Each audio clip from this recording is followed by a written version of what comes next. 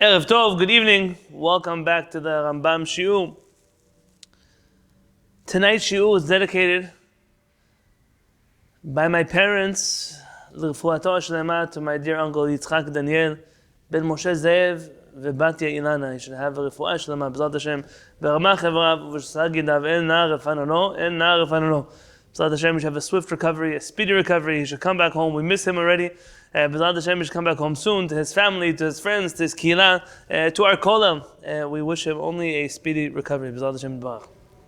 Also, the shiur is dedicated to for my aunt on the other side of my family, my father's sister who's going into surgery this Wednesday. We wish her a refuah shlema b'zat Hashem. HaKadosh send refuah shlema to Rachel bat Sarah Shadra. HaKadosh should bless her. En na refanana b'zat Hashem. She have a refuah shlema b'chol evreha u'b'chol gideha b'zat Hashem B'ach. If I could hijack my own forum for just a moment, where any who is here, or anyways are with us, those of you who want to have your cameras on, you're welcome to have your cameras on. I appreciate to see those people who I'm learning with tonight.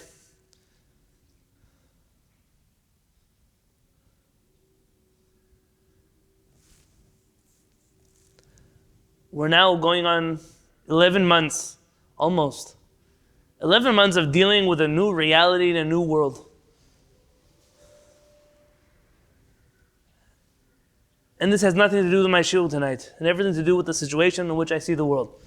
I have never in my life used this platform to discuss politics, and I never intend to use this platform to discuss politics. But I have used this platform to discuss Judaism. I have used this platform to discuss social ills. And I will continue to use this platform to discuss Judaism and social ills, especially when unfortunately those two things go along hand in hand with each other. There is no reason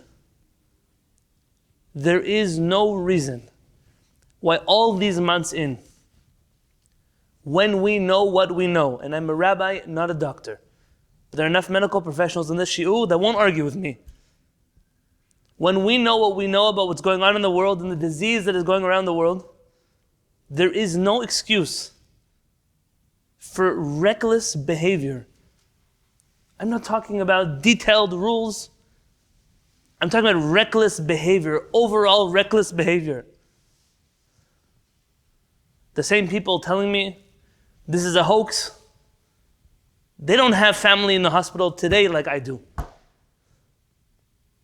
The same people going around talking about new world orders.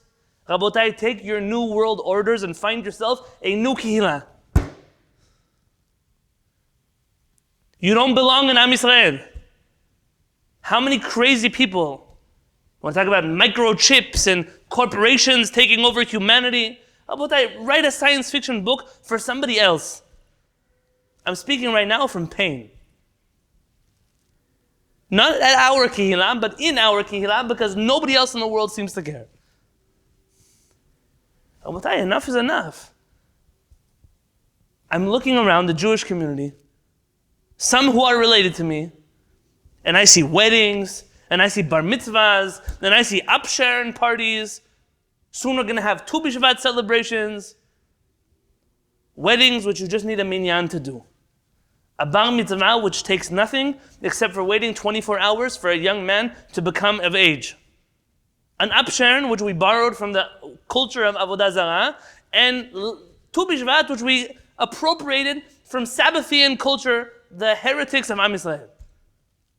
For that you want to kill people?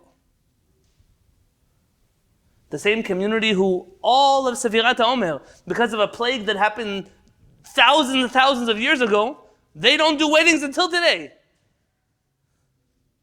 But now when there's really a plague, now we have to do weddings. What kind of weddings? 1,000 people in a room. Rebbes with 20,000 people sitting around, dancing with each other, sweating all over each other. That's gross in a regular year. Forget about it on a year like this one.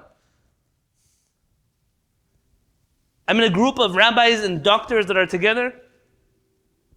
You should see what's happening on the other side of the Atlantic Ocean. The Chevrat Kadisha is unable to keep up with the dead bodies that keep coming inside of the morgue. Well, what has to happen for people to say, we've lost our minds? We've lost our sanity. Am Yisrael is crazy. Am Yisrael is crazy. It used to be that there were all kinds of rabbis who say all kinds of nonsense. I hear them, they get them in WhatsApp videos. Some of you subscribe to their YouTube channels. They say all kinds of crazy things. Okay, crazy things about this, crazy things about that. Now these rabbis are stepping up to the plate and saying crazy things about the world, crazy things about medicine, crazy things about medical professionals, crazy things. And the Jewish people, they believe in these things. Enough to post them on their social media, enough to share them with me, enough to share them with you. All of you know what I'm talking about. What is it going to take for Am Yisrael to say, enough? You're not part of our people anymore. Or, we're not part of your people anymore. I don't know who has to leave who. But khalas, it's enough, enough is enough. You want to argue about details? Fine, argue about details, not with me, I don't make the rules. You want to argue about methods? Fine, talk to public officials who deal with those things. But to live, it's not in denial, it's in craziness. It's not an illness just of the mind, but an illness of society. To continue to allow this to fester in Am Yisrael and to go on and to go on, and every single one of you knows rabbis and knows Batei Knesset and knows communities, entire communities that couldn't care less that there are Jewish people dying right now. But it's going to come end of year, you're going to donate to their fundraiser. That rabbi is going to come to your Beit Knesset, you're going to counter for minyan, I won't.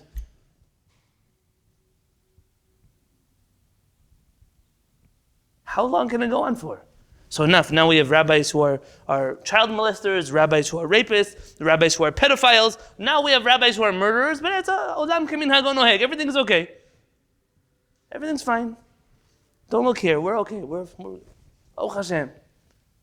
The glorious olam ha-Torah. If the Torah gave birth to these people, then it's a fake Torah. I'm speaking from pain, so it's painful what I'm saying to you now. But I'm asking you to consider for one moment that maybe I'm not crazy, and maybe all the things that you've been listening to for almost a year now, maybe some of those things are crazy. It's crazy. It's crazy that people tell me, we didn't know, people die, they have underlying conditions. Do you know how many people right now in this Zoom call have underlying conditions?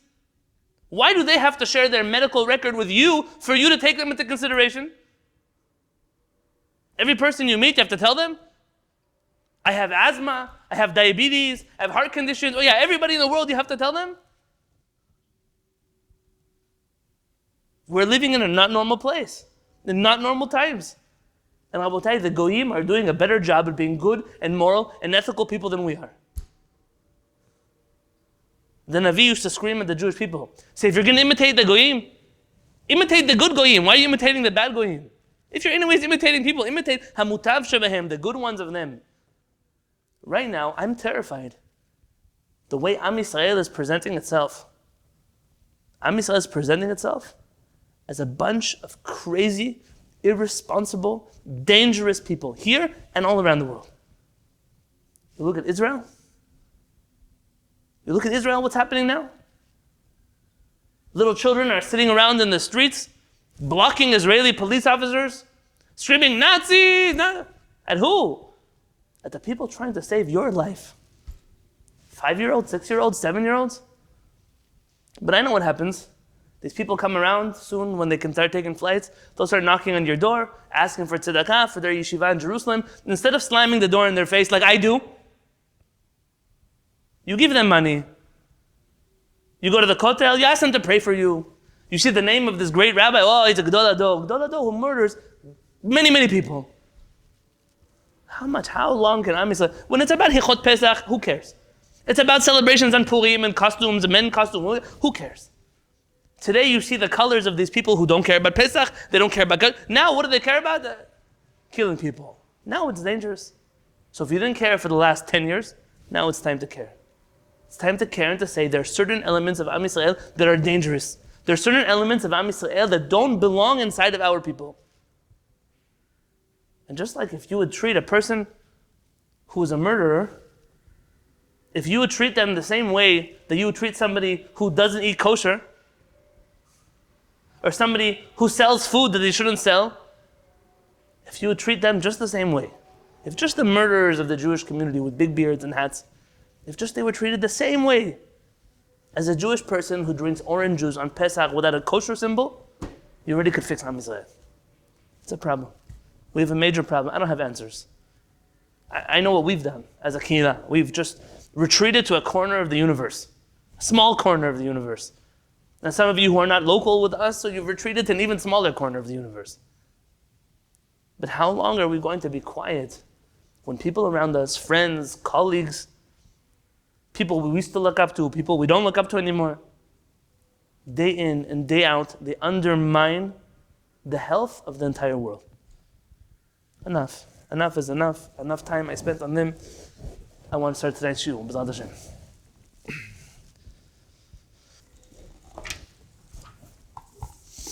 This is connected. Everything we said now is connected to the shiur of tonight. Who are the Ansheh Kenesset HaGedolah? If we have to summarize, who are these people? Everything we have spoken about until today. Instituting berachot, instituting Kriyat Torah, changing things in the Jewish people to make the Torah more accessible, changing themselves, meaning changing leadership, taking corrupt leadership and replacing it with a leadership that understands how the Jewish future is supposed to look. If there ever was a generation that has the problems that the generation of Ansheh Kenesset HaGedolah dealt with, it's ours. And if there's ever a generation that needed an Ansheh Kenesset HaGedolah more than any other generation, it's our generation. You're dealing with total and utter chaos. Chaos in Am Yisrael. Manhigut, leadership is at an all-time low. And tonight, we're going to zoom out. Zoom out of the Ansheh Kenesset HaGedolah and their particular detailed actions and focus on the bigger picture of what exactly is a Chacham. What is the purpose of the Chachamim? What do the Chachamim bring to the table? We've replaced leadership of the prophets, of the Kohanim with Chachamim. What do the Chachamim bring to the table that nobody else brought? So much so that it says in the Talmud that Chacham adif min Navi. We mentioned this, if you remember. There's a PDF attached to the Zoom invitation here.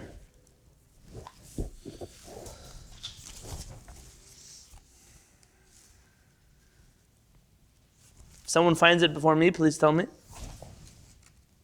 This week's Zoom has it attached, or last week? This week's Zoom also has it. Here, it's on page 6 of the PDF. You have the PDF in front of you, Chava? Yeah, if you can't find it in this week's, so just go to last week's, but it should be attached to the bottom of this week's Zoom invitation. On page 6 in Bava Batra it says, Amar Rav Avdimi. Rabbi Avdimi says, he's from Haifa, remember we mentioned him? Miyom shecharav Bet HaMikdash, from the day that Bet HaMikdash was destroyed, Nitla nevuah min ha-Nevi'im v'nitna la-Chachamim. Prophecy was removed from the Nevi'im, taken away from them, from the prophets, v'nitna la-Chachamim, and it was granted instead to the Chachamim.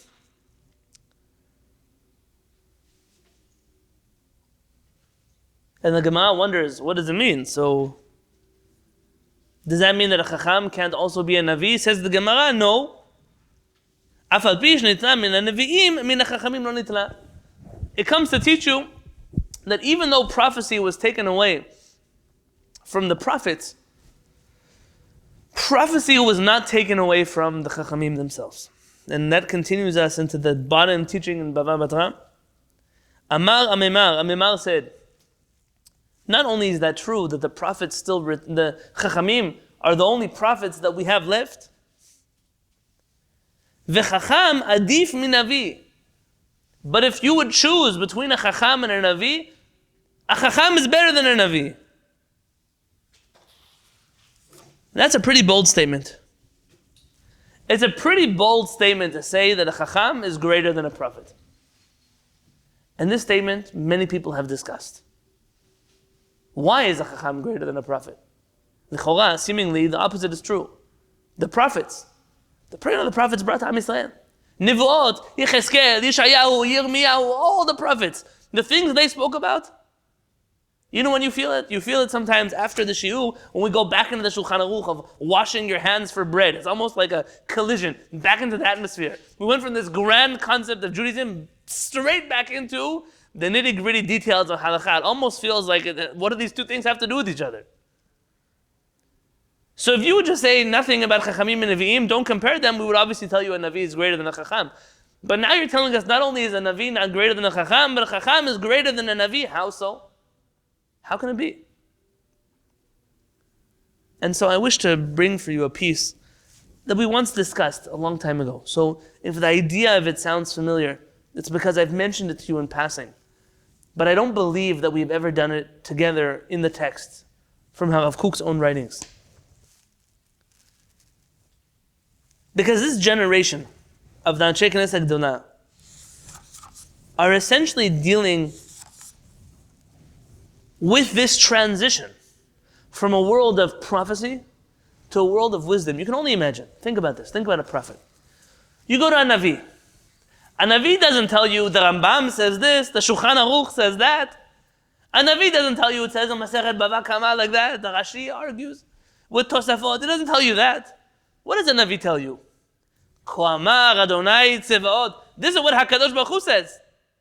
Ne'um Adonai Elohim. These are the words of Hashem your God. You listen to a Navi, I'll take a Navi any day. A Navi can tell me directly what HaKadosh Baruch Hu said. You go ask your Chacham a question. Your Chacham tells you, listen, what do you want? Maran, argue, Rama, this, listen, Ashkenazim do this, Sephardim do that. And that's how you make a cup of tea on Shabbat. You look to yourself and say, this is what the Chachamim give me? The Chachamim give me a halachah that tells me how many cups of hot water I make tea inside of on Shabbat. And then you have the chutzpah to tell me that a Chacham is greater than a prophet? This bothers Rav Kook. And Rav Kook, as only how Rav Kook can do, so eloquently breaks down this teaching of our Chachamim and connects it with so many other teachings of his and of theirs.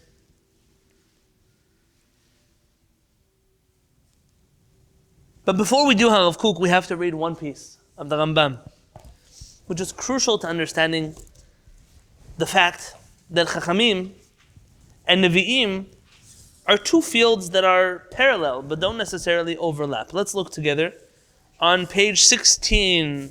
16, where are you? On page 16 in the source sheets.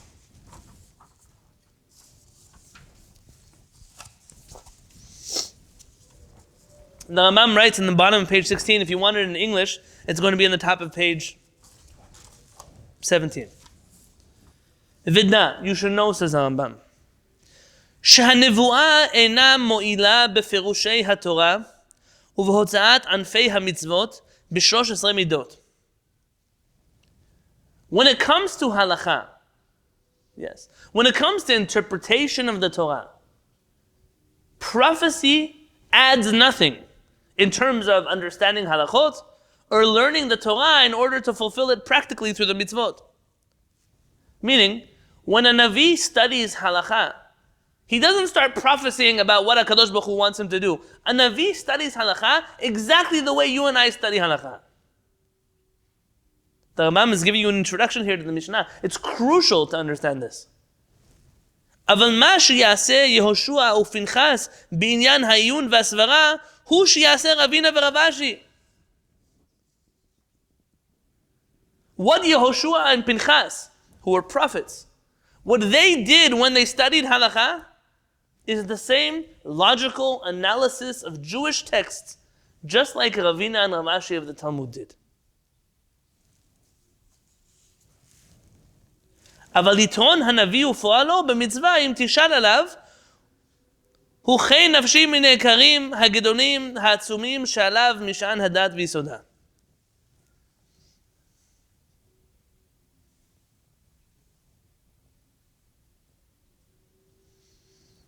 So the second half of the Rambam already is going to get us into a different conversation. But this first piece here of the Rambam is that when it comes to the study of Torah, there's a famous rule among our Chachamim HaTorah lo b'shamayim hi. The Torah is not in heaven. What does it mean it's not in heaven? We're all familiar with the famous story that bothers many people of our Chachamim who got in a halachic dispute. Tanuro shel achnai, if you remember this story. And one of the Chachamim said, if I'm correct, let a tree uproot itself. That didn't happen. And the Chachamim didn't listen. And if I'm correct in halachah, let the river flow backwards and the river flows backwards, the Chachamim don't listen. He said, if I'm correct, let the walls of the Beit HaMikdash fall down. And they fell down halfway. The Gemara says, halfway to respect one of the rabbis and halfway to respect the other rabbis. We're stuck in the middle. He said, if I'm correct, let a voice come out of heaven and say that I'm correct. Yatzah bat kol min hashamayim. A voice comes out from heaven. Exactly what is the meaning of a bat kol? I taught a shiur about this many years ago in the summer. It's an Agadata class. From my original Agadata classes before we did it formally. And I gave you maybe 6 or 7 different explanations of what is a bat kol. But a voice comes out from heaven and says that he's correct in the halachah.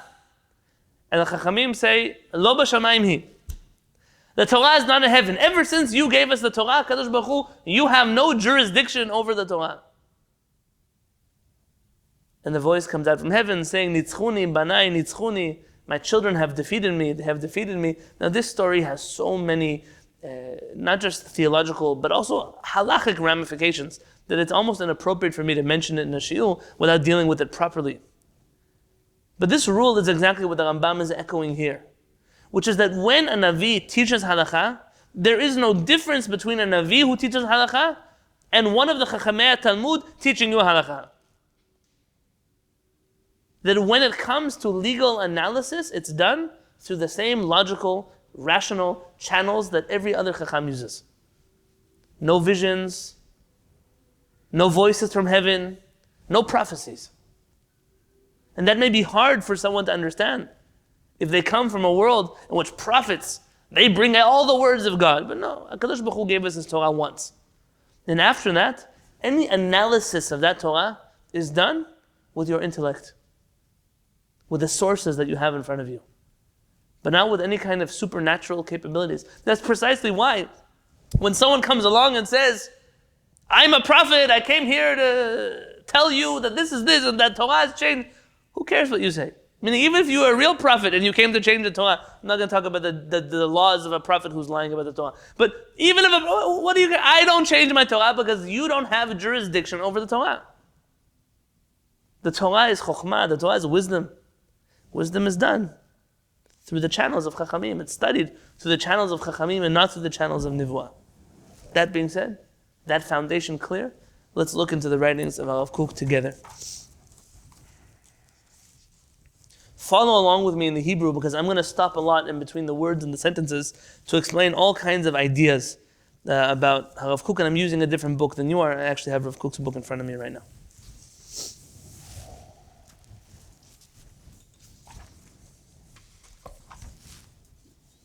So you see this on page 17. There's a quote from the book Zironim, like a little seedlings, I don't know what you would call this. Rav Kook's main work in his life was his book called Orot, Lights. His son, Harav Tzvi Yehuda Kook of blessed memory, said that if his father had many books that were holy, this book is his holy of holies. This is Kodesh Kodashim. And towards the end of Orot, there's all kinds of Orot, Tchiyah, or this, or that. This one is Orot, little essays at the end of Orot. Not little, but little in quantity, not in quality. Rav Kook writes the following words. Binohag sheba'olam. Do you see this in front of you? Okay, Rav Kook wishes to explain this concept of in Bava Batra, where Chacham adif min Navi. He's coming to explain this concept of how can a sage be greater than a prophet. So this is what he's coming to speak about. And the way he begins is with a mashal, with a parable, like any other Chacham in the world. Binohag sheba'olam. It's the standard way of things in the world. Hamishorim v'hamilitzim. The poets, the authors, the singers, those involved in the creative writing aspects of humanity. Mitarim yafeh et hadrat ha'chaim bichlal. They have a very good way of showing the beauty of life. Et kol pinotehem hayafot, biyichud hakololot zerem rav v'tal chaim merubeh. They have a way to unite all kinds of beautiful things in the world.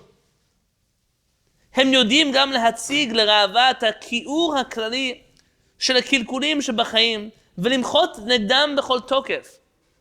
The authors, the poets, the singers, they have a certain talent at showing you the general beauty of the world, of humanity, of nature. Also the general ugliness of the world. They sometimes, with a poet's quill, with an author's pen, they're able to tell you things, explain to you things in such provocative, thoughtful, and powerful words. That's what they do. They're the masters of writing, of speaking, of singing. And authors and singers, is there a collective term for all of these people? Jacob, you're my writer in residence. Is there a collective term for all those who are involved in writing, singing? Artists? There is. Can I call them artists? Yes. Yeah, they're definitely artists. Yeah. Okay, so let's try a generic. Artists. Maybe the broke people in the world.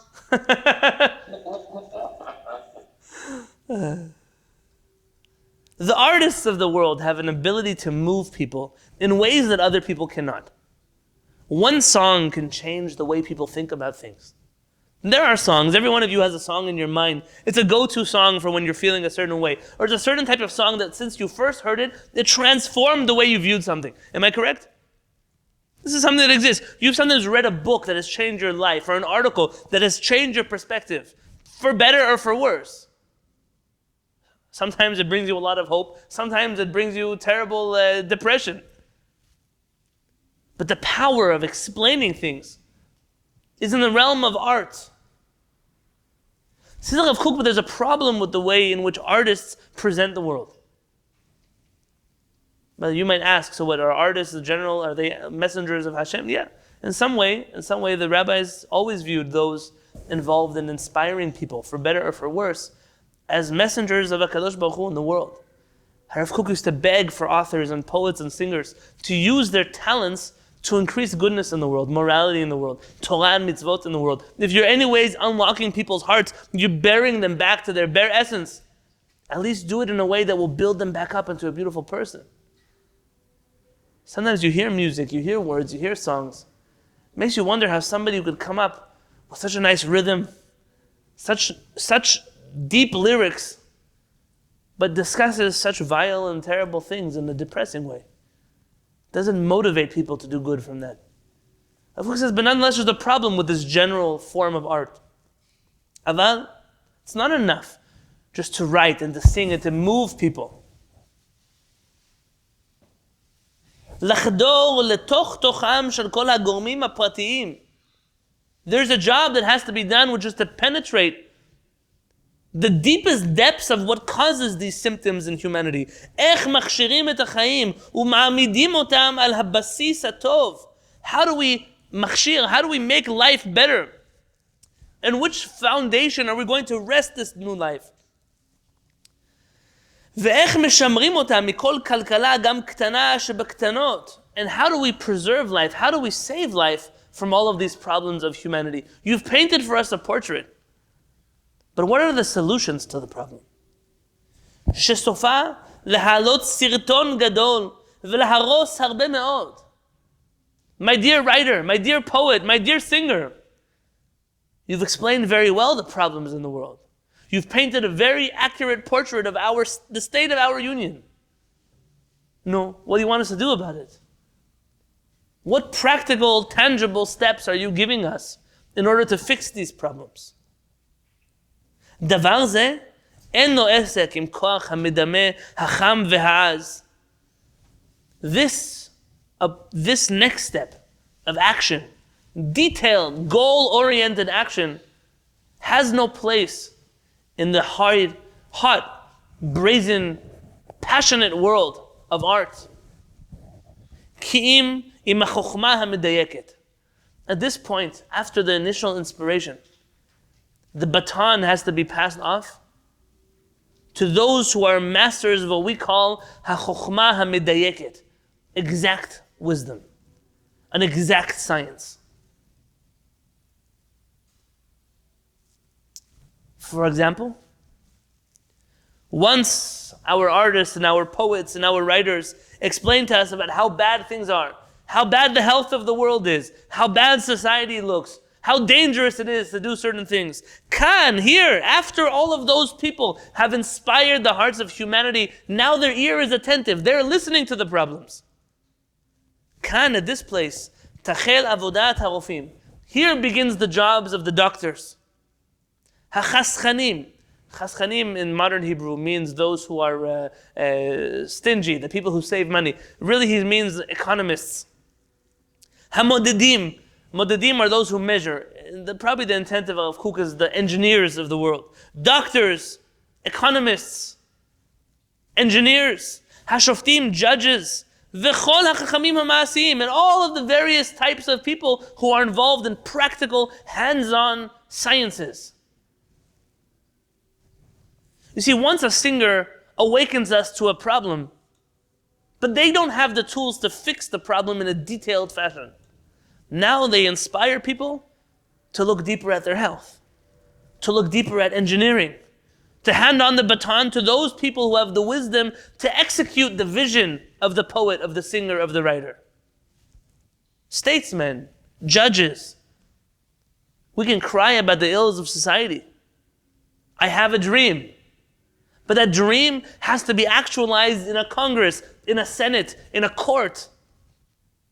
That dream has to change practically in society.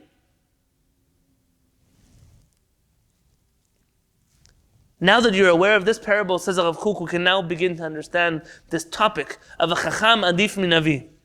Lemala mizeh, above all of this, Hanivuah, prophecy, ראתה את זרם הכלכלה הגדולה של עבודה זרה בישראל ומחתה נגדו בכל עוז. Prophecy saw the great destruction, the illness that came to the world because of Avodah Zarah. It's an interesting topic here. What do you mean? Avodah Zarah is the root of all evil in the world. What's the problem with Avodah Zarah? Avodah Zarah is stupid people who believe in stupid things, no? They think that the rock is God. Big deal. It's crucial to understand that our Chachamim never viewed Ovdei Avodah Zarah as stupid people. They viewed them as evil people. There's a reason for that. You see, the person who has a brain, who has intellect, could never believe that a piece of wood is God. They can never believe that the wall is Hashem. Our rabbis tell us that idol worship always has a more sinister side effect to it. That is to bring about all the other evils of the world. Murder, promiscuity, immorality, suffering for other people. Avodah Zarah always comes to cover up in a spiritual sense. We're very spiritual people. We only burn people in auto-da-fés and crosses. Avodah Zarah, we have an Avodah Zarah where we have all kinds of forbidden relationships in front of our idols. I mean, look at the Greeks, for example. You know, every god. I was talking about Shabbat B'Chanan about Greek gods. But Zeus is the god who runs after women, no? Is that his thing? I don't remember all my Greek gods from 8th grade class. So you have a god, but this god is a spiritual being, Kivyachol, right? He's a god. But what does he spend his time with? Running after ta'avot, running after all the evils in the world. So what do you think I learn when my God does that? What message do I walk away when that's what my God is involved in? Avodah Zarah is the cover-up for all of evil that humanity ever brought into existence. And that's the reason why our Nevi'im cried so harshly against Avodah Zarah. We don't really, we do care, don't get me wrong. We don't really care that you pray to the rock. We care what happens to you and your families and your societies when there is no HaKadosh Baruch Hu and you're praying to that rock. You read about cartels and human trafficking and all kinds of terrible things people do. By the way, don't mistake idol worshippers with atheists. I know someone will hate me later for saying that. An Oved Avodah Zarah maybe a religious person. He may belong to a faith. By the way, we've had, Baruch Hashem, I'm joking, some Jewish people in our history do those things as well. But he's an Oved Avodah Zarah. That's not a creator that you're worshiping that way.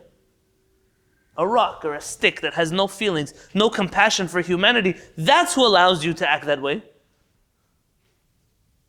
So therefore, our prophets, in their great prophecy, they saw the future. What is going to happen to a world if it only has Avodah Zarah? That's what's going to happen to it.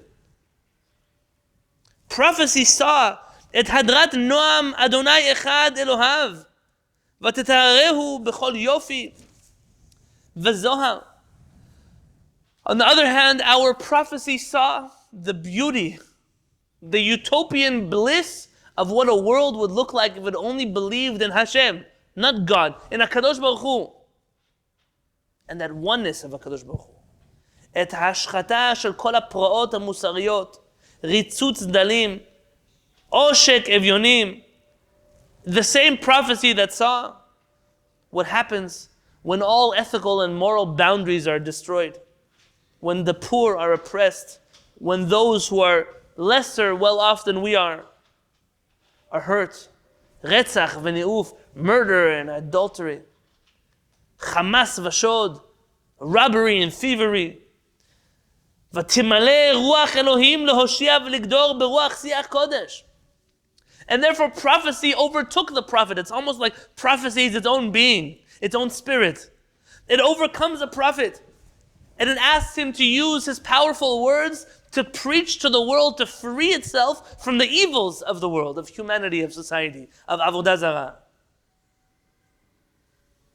But the truth is that prophecy was never successful. Look at the generations of our Nevi'im. Every single generation, you had idol worshippers and murderers and civil wars and the most terrible. You read the Nevi'im, just open up your Tanakh. You read the stories of the times of the Nevi'im and you ask yourselves, what kind of perfect Am Yisrael is this? Here you have a Navi, Yeshayahu, Yirmiyahu, talking to HaKadosh Baruch Hu. And the people are doing this.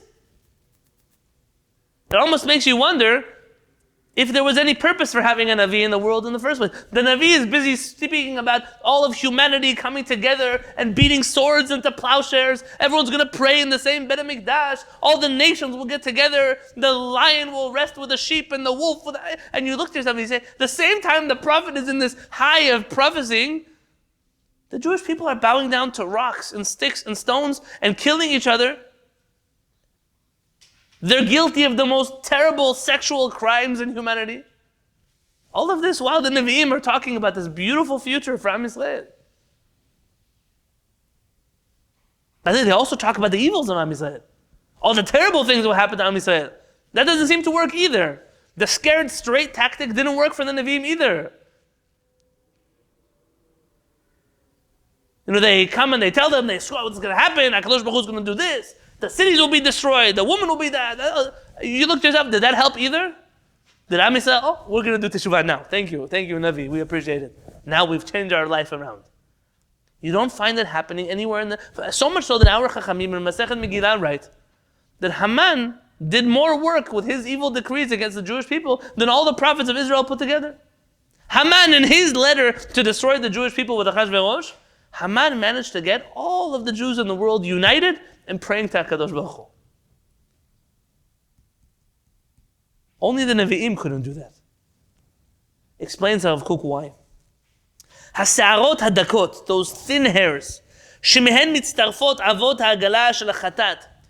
Every avera on its own is just one little cobweb, it's a spider's web, it's a little string. But when those little strings start to add up, they become this thick rope, the rope of the wagons of Chet. By the way, this is an allusion to a Nevuah of Yeshayahu HaNavi. The wagons of Chet.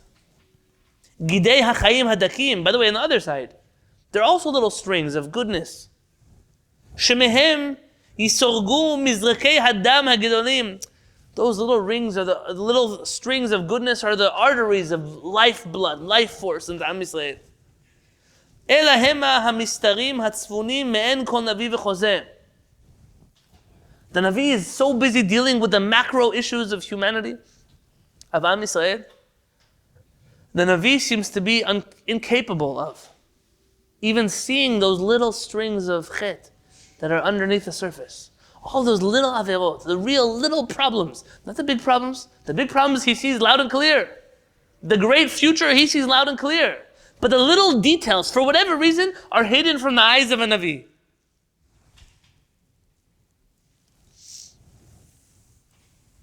The prophets, therefore, they came along and they inspired the masses. They inspired them all about the future and about utopian ideals and about big problems facing humanity. But at the end of the day, they were unable to inspire the Jewish people to act.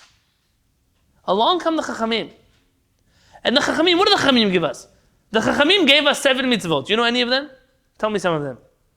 The contributions of Chachamim to the Jewish people, what are they? Some of them, just give me some of them. Rabbinic laws. There are 613 biblical laws and 7 rabbinic laws. Purim and Hanukkah. Okay, so not Purim, reading the Megillah and the lighting Hanukkah candles, Mishloach, okay. What else?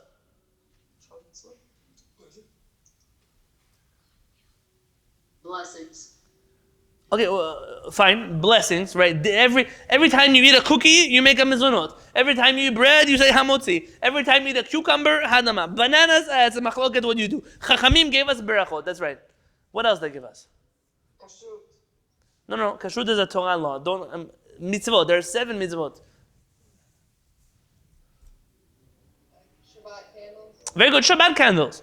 Chachamim commanded us to light Shabbat candles. Why? So we'd have light. So we would have light in our homes. Don't give me any Kabbalistic stuff, bringing heaven down to earth. So we will have light in our home. That's right. What else?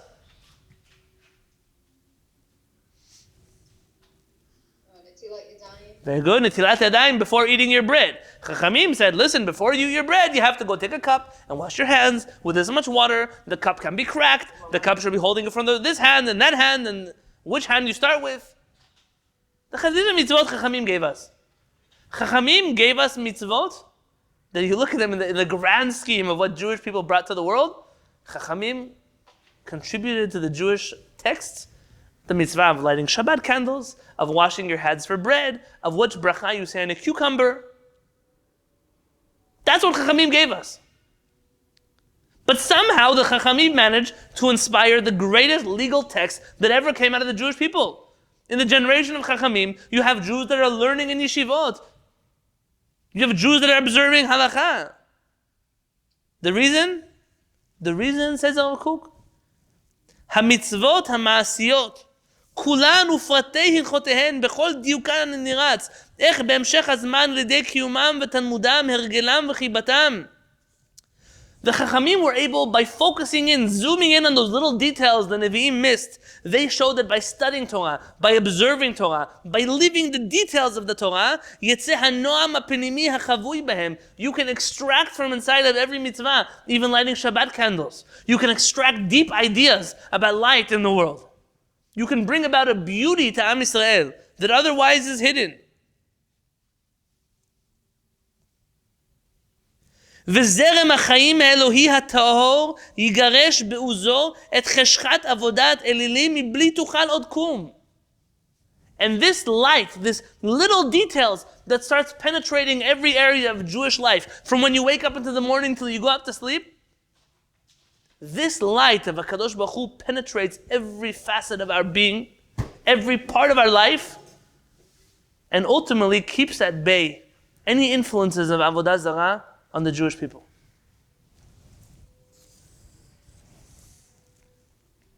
ואיך העזיבה האיטית המזלזלת במעשים, בענפים ודיוקים מפתחת דרך של הרס. The Chachamim also managed to show us, and this is something we see very much in our world today.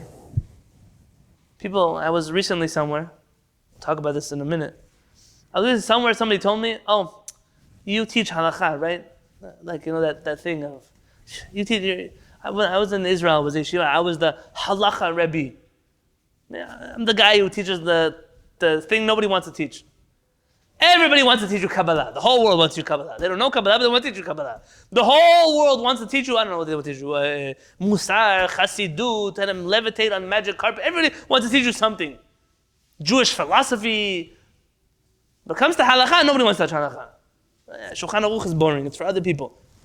The Chachamim managed to show us that the life that denigrates details, that despises these little actions, really enables a world of destruction.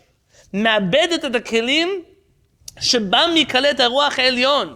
person who tells me they feel confined praying in a synagogue, they'd rather go to the mountains and meditate to HaKadosh Baruch Hu. How often does that person go to the mountains and meditate to HaKadosh Baruch Hu? 3 times a day? Shacharit, Mincha, and Arvit? They have a great desire. Nobody stops you, by the way, to go to the mountains and talk to HaKadosh Baruch Hu. But you have to pray 3 times a day. So the person who said, I go out once a year to the mountains to pray. See, what happens is with your great lofty ideal, you haven't been able to translate that into the actions that little 13-year-old kids and 12-year-old girls manage to do. Pray 3 times a day. You think you're so great. You're too great for halakha. But Namaseh, what do you actually do? What we know you believe, what do you do? וממילא יצר לב האדם, הדמיון המטעה המלא ציצי זוהר מבחוץ ואבק רעל מבפנים. These people become their own type of Avodah Zarah, says Kook. On the outside, they're spiritual people. You ever heard this before? I'm a spiritual person. I don't need kosher. I don't need Shabbat. Shabbat is a spiritual experience for me.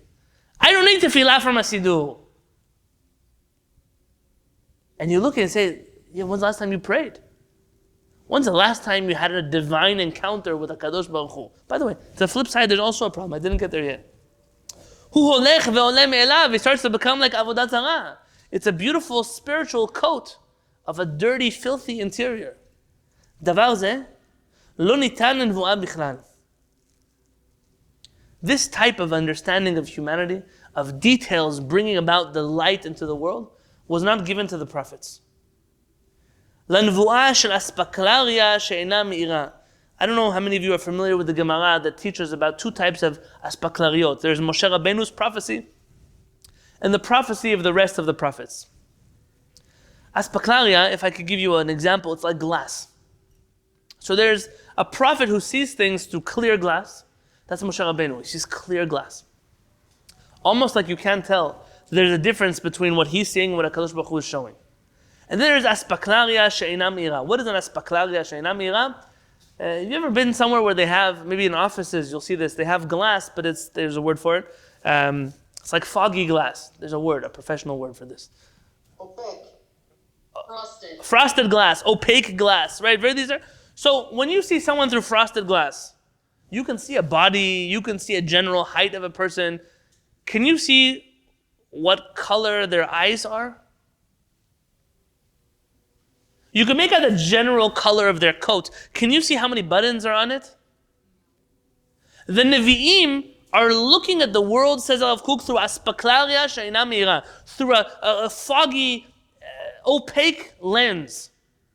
They see general concepts of good, future ideals, macro vision, and also terrible things, but also in only a major general fashion.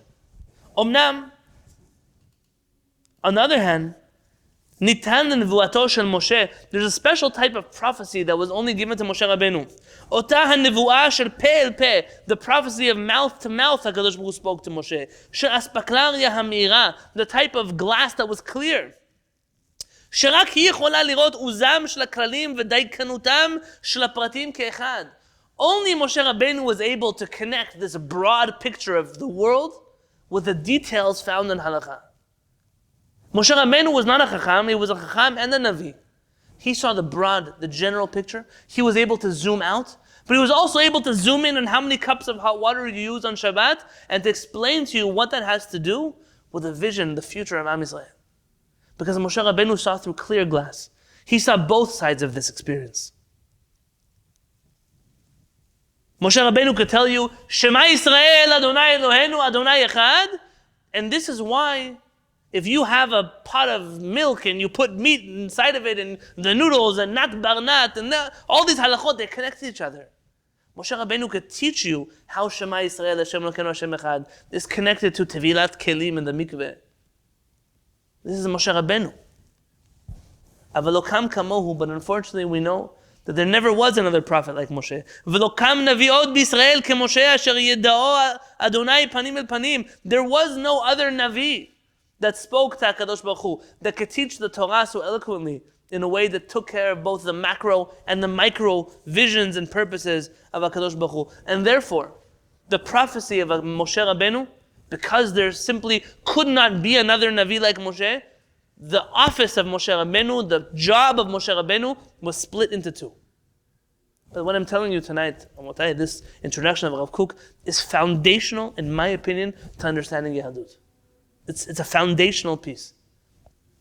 והוצרכה עבודת הכללים להימסר לנביאים ועבודת הפרטים לחכמים.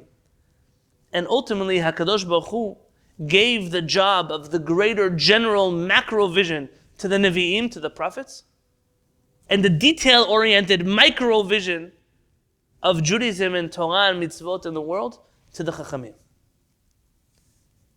And that leads us then to the next piece, which is V'chacham adif minavi.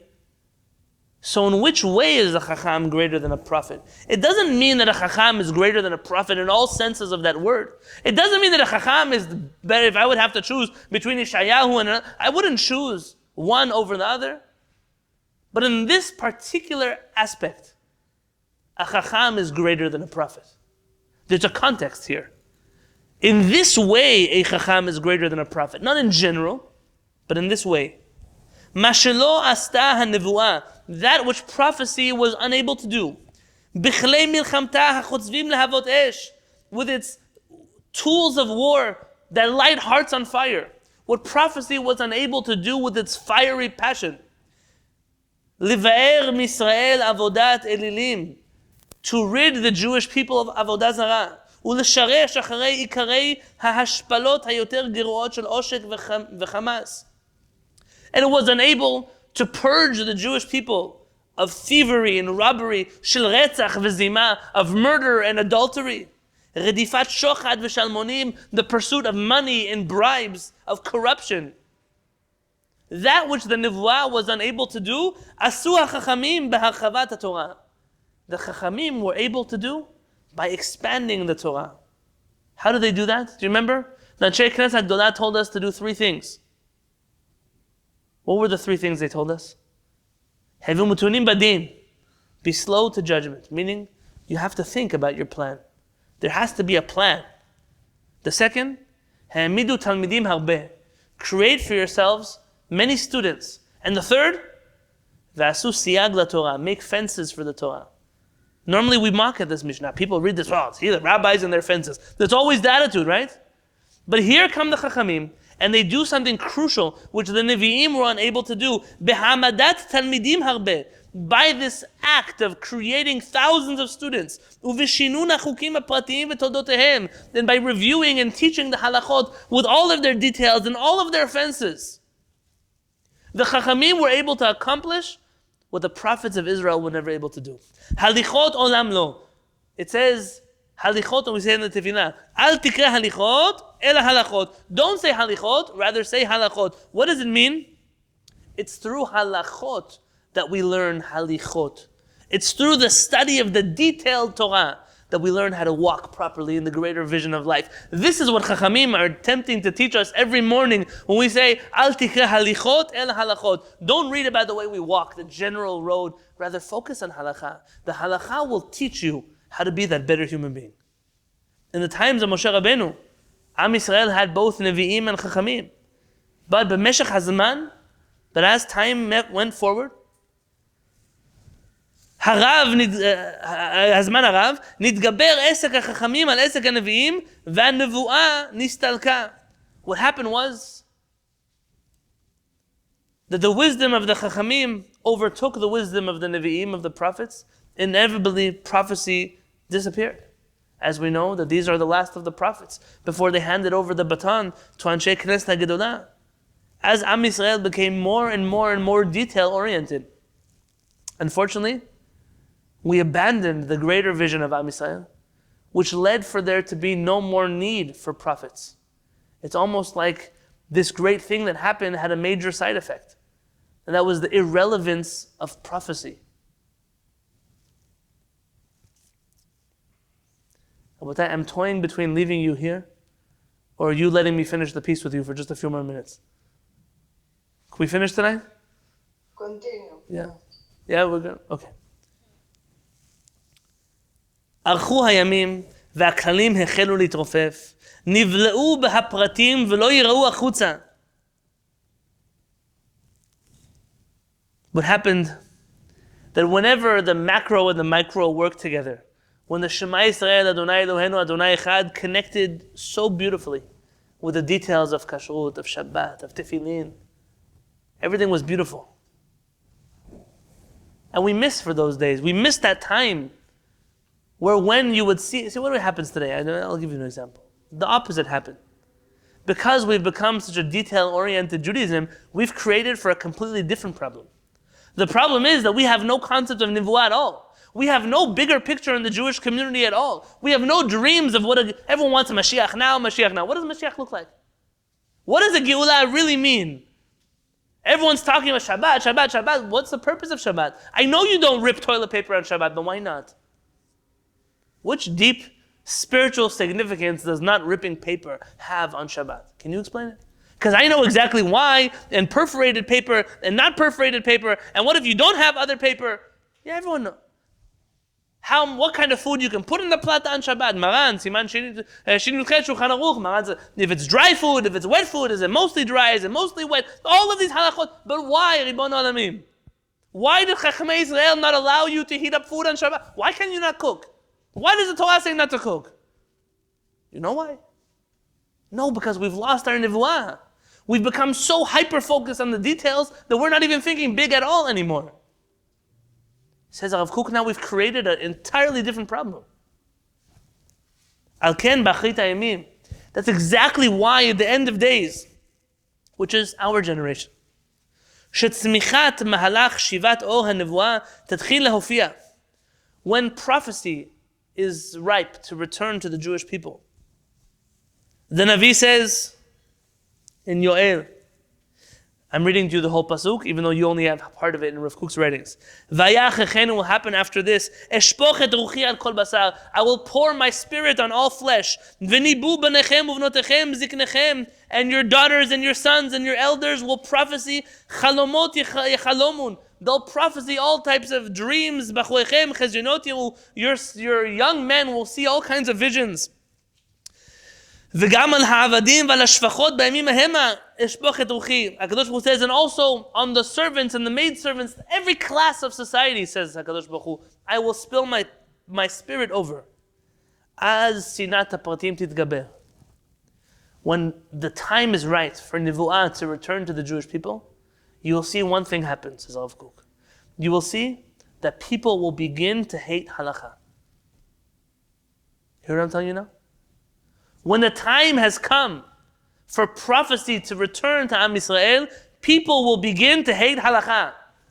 As sinat pratim titgaber, the hatred of detail-oriented Judaism. Let's call it in more modern terms. I'm spiritual, but I'm not part of an organized religion. You've heard that saying before? This is part of the process of redemption. And our eyes see this all the time, by the way, that this is something that's very real in the world. It says in the Gemara that at the end of times, Chochmat Sofrim Tisrach, the wisdom of the Sofrim. Who's the first Sofer? Ezra HaSofer. The wisdom of the Sofrim. The revolution of Chachmei Israel, of shifting away from the macro to the micro. Tisrach. What does Tisrach mean? It says on Rambam writes in Chot Chametz that only the 5 grains become Chametz. What happens to rice and kitniot? They don't machmitzim, and not machmitzin, ela masrichin. They become, you ever smelled spoiled rice? I don't wish it on anybody to smell spoiled rice. It's a filthy smell. What happens to the wisdom of the Sofrim, of the Chachamim, it begins to become repulsive to people. People become allergic to halakha.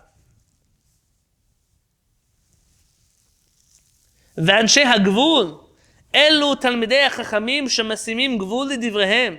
And those Chachamim that are the Someone in my shiur on Sunday called them gatekeepers. Those rabbis who are always putting borders up and don't do this and you can't do that. And this is what Halachah says. Yelchu me'ir le'ir v'lo yichonanu. They'll go from city to city and nobody will want them. By the way, you don't have to go from city to city. You can just stay in this city and nobody will want you. What's so controversial? Last I checked, in Kilat Shara Shamayim, we didn't declare any of our rabbis to be Mashiach, but still we're controversial. Last I checked, in Kilat Shara Shamayim, we don't eat nivelot utrefot, but somehow we're controversial. Some in Kilat Shara Shamayim, we don't do all of the other things that I know everyone else around us does. But what happens? Those people, those controversial people, they learn Shulchan Aruch, Chachamim Itzlan. What happened? Why is it that if you are going to become a public speaker in the Jewish community and you speak about, I don't know, Gog uMagog and the current president in the end of times, that's what you're going to speak about. Yeah, you're going to get booked for lectures across the Jewish world. You want to teach them the halachot of how to bake matzot that actually taste good for Pesach? Nobody's going to want to have you in their Beit HaKnesset. Because nobody wants that. Because you're living in a generation where halakha has become despised.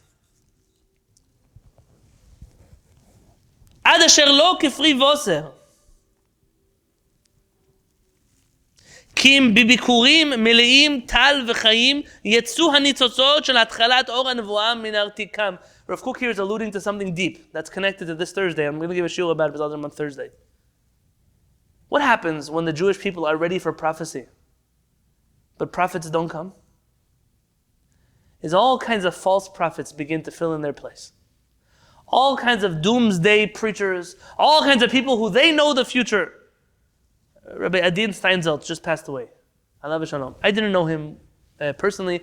I never studied many of his writings, but a few things that I saw of him were very special. One thing I saw, he was interviewed once. And someone asked him what's going to be the end of times, what does it look like, where's the world going? And Rav Steinzelt said the following sentence.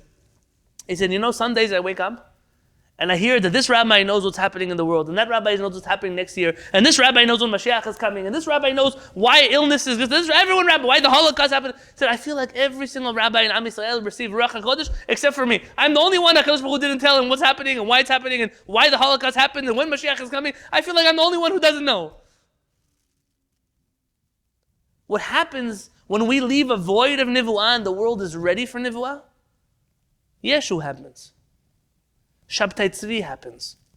False Mashiachs happens. False hopes are given to the Jewish people. Says Rav Kook, Lo kefri boser, we don't want fruits that are not ripe yet. We're not asking for false prophets. We're asking for bikurim meleim, for ripe, fruit-laden vines. We're asking for the real deal. That's what we're asking for. וזאת תכיר בכללה את גודל פעולת החוכמה ובענוות צדק תקרא. And this will cause for the people in true humility. The prophecy will call out and say, Chacham adif min Navi. Even prophecy will request for the Chachamim to be greater than the prophets themselves. And therefore, if I could summarize for you, you have Moshe Rabbeinu. Moshe Rabbeinu does two things. He is both a Navi and he's a Chacham.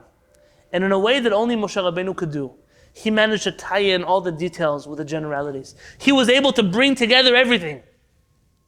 And so what is Am Yisrael asking for? After Moshe Rabbeinu finished his career, Am Yisrael split into two. Nevi'im and Chachamim. Just for a moment, I want to clarify. The Nevi'im were also Chachamim. We've mentioned that already many times. The Rambam told us. But when the Navi sat in his Bet Hadin, when the Navi taught his community halachot, he didn't do it as a Navi. He did it as a Chacham. Just like when the Chacham was the Navi, he didn't use his detail-oriented mind in the world of Nivu'ah. There was a separation.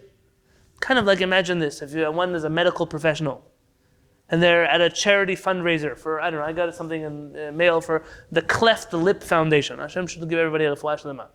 And they're there to fundraise money, and the doctor who's running this organization isn't going to stand at the pulpit and give everybody a detailed version of what they do during surgery and which kind of stitches they use and the light bulb they have in the operating room. And they don't speak about their detail-oriented medicine when they're dealing with the public. Just like in the middle of an operation, The doctor isn't going to get out on a podium and start giving all the nurses in the room a motivational speech. It doesn't work that way. These are two separate parts of me. They're two separate disciplines. And for many, many years, the Nevi'im, who were Chachamim, separated these two sides of themselves. Until we reached a place where there no longer was a need for Nivuah, and we were left with Chachamim. Chachamim who know how to do one thing. Details, details, details. Books of Halachah, Teshuvot, and more books of Halachah. And so what are we asking for? Yemot HaMashiach. Harav Kook always ends off his piece with a bunch of Pesukim that normally don't make any sense, what they have to do with each other. I'm reading now from one of the students of Harav Kook's son, who's explaining all these different Pesukim. Like it says in Tehillim, Chesed ve'emet tifgashu. Chesed, righteousness, and emet, and truth will meet. Meaning in the future, both of these offices will become one. Tzedek v'shalom nashaku. Righteousness and peace. Righteousness are the Nevi'im who scream out to the world about righteousness. Shalom. What does it say? Talmidei Chachamim marbim shalom ba'olam. Torah scholars increase peace in the world. The prophets of righteousness and the sages of shalom, they'll finally be able to meet each other. Emet me'eretz titzmach v'tzedek mishamayim nishkaf. All of a sudden you'll see things changing. Things will come out of the world of wisdom that belong to the realm of prophecy. Things in the realm of prophecy will come down into the world of wisdom. There'll be this unity between Chachamim and Nevi'im. Gam Adonai yiten hatov. Hashem will also give his part. He'll restore prophecy. Ve'artzenu titen yivula. And our land, our earthly realm, will give us back its produce, its Chachamim. V'nishmato shel Moshe, and says Rav Kook, and that soul of Moshe, that soul of Moshe that knew how to unite the generalities with the specifics, Tashuv lehofia ba'olam, will return back and shine and radiate its light in this world. Here how Rav Kook leaves us off with this vision for the future. We're not as lost as you might think. The hatred of halakha is really coming to push us to a loftier ideal. Don't discard halakha for prophecy. That's a mistake, and we see that mistake with our own eyes in communities that choose to be spiritual but not observant of Torah mitzvot. But you also don't want to have the other problem. You don't want the problem of a world in which we are so detail-oriented, we forget the purpose that we're here. We forget the reason for why HaKadosh Baruch Hu created us in the first place. We forget about the global mission that we are on to help improve humanity, to bring HaKadosh Baruch Hu to the world. And only by uniting these two forces, only by bringing back not a Chacham who's better than a Navi, or a Navi that is larger than a Chacham. If we could bring back someone who is both a Navi and a Chacham, and if it's not a person, then an atmosphere, of bringing back to Am Yisrael Nivuah which is intertwined with Chokhmah, and Chokhmah which is intertwined with Nivuah, that is what the redemption will look like.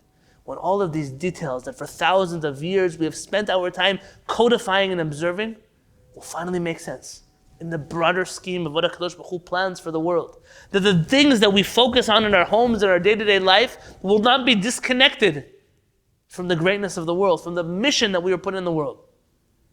That you'll have Am Yisrael that can be so hyper-focused on all of the details of halakha and not forget about the generalities, not forget about the rest of humanity, not forget about all the other purposes we were put here.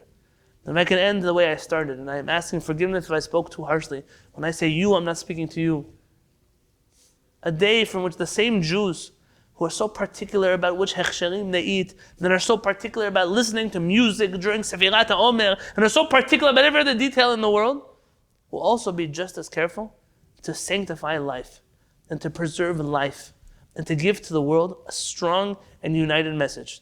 Am Yisrael, we come to this world to give life. That is our purpose. That is our essence. That is exactly why we pray in a minyan 3 times a day. That's exactly why we put on tefillin in the morning. That's exactly why we light candles and why we wash our hands and why we do all the details that we do.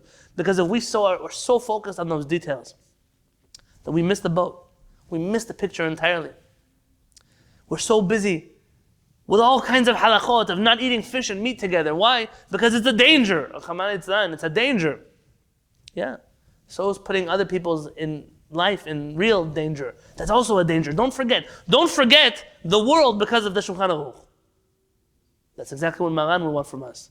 That's what HaKadosh Baruch Hu intended for humanity.